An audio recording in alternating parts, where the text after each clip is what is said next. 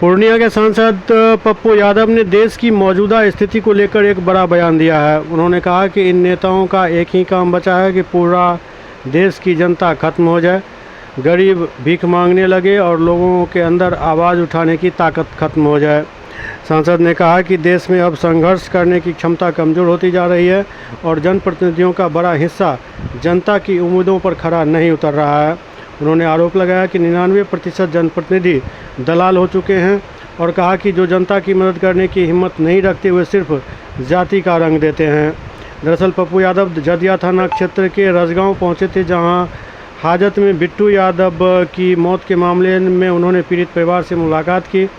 उन्होंने परिवार को आर्थिक सहायता दिया और एसपी को फ़ोन कर बात कर मामले की निष्पक्ष जांच एवं दोषियों पर कार्रवाई की मांग की। रास्ता ठीक रखे लोगों ने, रास्ता क्लियर रखो।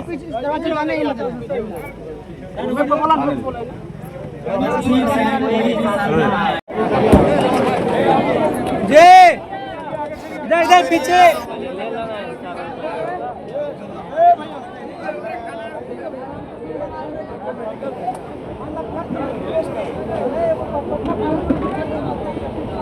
खाना खिला चले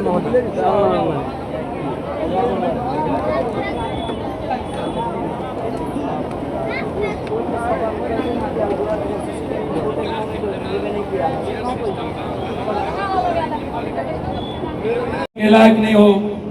ये सारी संकट और लड़ाई सामने में, इकोनॉमी लगभग भारत की खत्म हो गई।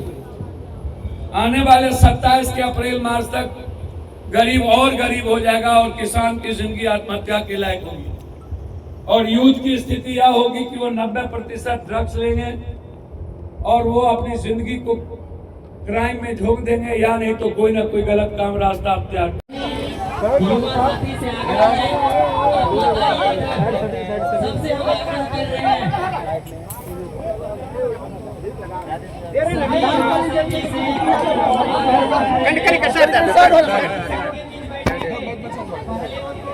देखिए किस प्रकार से जो है अभी ढाल भी देने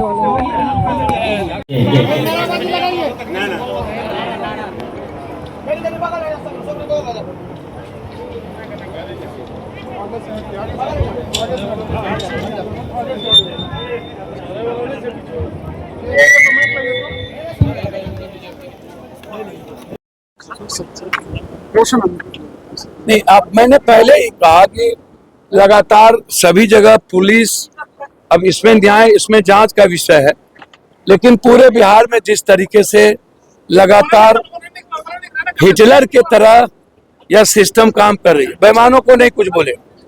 अरे भैया, रिशु सिन्हा श्रीवास्तव ने इतना बड़ा बड़ा घोटाला किया, आनंद किशोर भाग गए यहां से ऑस्ट्रेलिया। क्यों भाग गए आनंद किशोर ऑस्ट्रेलिया? सारा पैसा लूट करके आपने उसको अरेस्ट क्यों नहीं किया?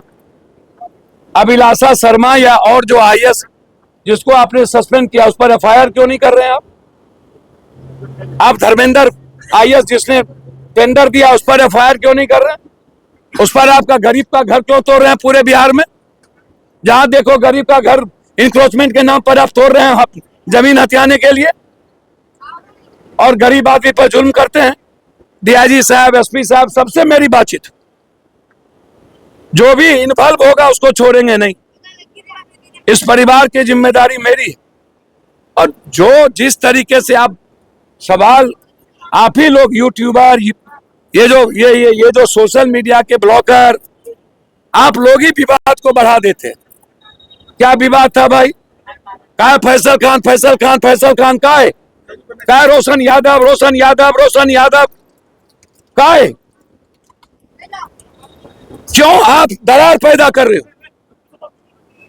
क्यों आप अब लगातार कई विधायक, कई एमएलए क्या गाली गलौज कर रहे हो भैया शिक्षक को? ग्लोबल टीचर, ग्लोबल, आप दोनों शिक्षक को लड़ा रहे हो। आप लोग पूरा शिक्षा जगत को आप खत्म करना चाहते हो। जो लोग अच्छे टीचर हैं, आप उसको पूरा पटना, आप करोड़ों अरबों रुपया ले लिए हो कोटा से, तमिलनाडु से, बेंगलोर से, और जिसकी दुकान नहीं चलती है। क्यों इतना नफरत है इन लोगों के भीतर? क्यों टीचर की लड़ाई में ये लोग नेता लोग कूद रहे हैं?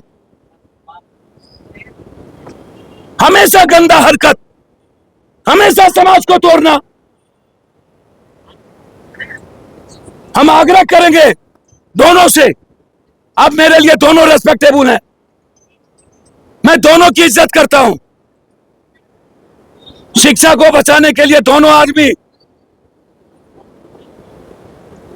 अपने बच्चों को कहिए चुप रखने। जिस तरह से नीट परीक्षा में कई सारे सवाल उठ रहे थे, और लेकिन ये मामला होने के बाद वो सवाल अब जो है, यही मामला है।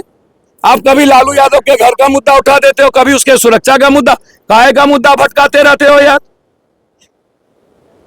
अभी TR4 है, SUT है, CBSE है, पूरा देश का गरीब और मिडिल क्लास का बच्चा बर्बाद हो चुका। 82 बार आप क्वेश्चन आउट किए हो। जिस PM और CM को धरती पर एक पेपर लीक आउट करने की औकात नहीं है रोकने की, वो देश चलाएगा?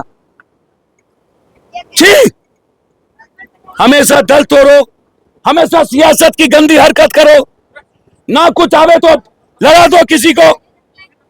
मैं अपने बच्चों से आग्रह करूंगा, इस विवाद से निकलिए, खत्म करिए, और सोशल मीडिया का इस्तेमाल खान सर और रोशन के लिए करना बंद करिए। गलत है ये।